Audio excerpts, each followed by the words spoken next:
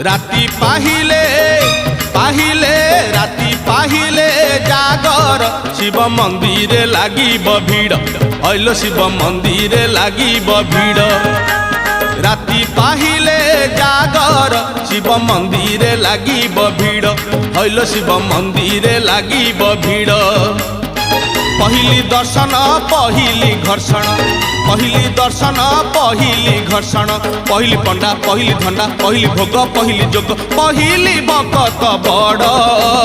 राति पाहिले पाहिले राति पाहिले जागर शिव मंदिर लागिब भीड़ ऐलो शिव मंदिर लागिब भीड़।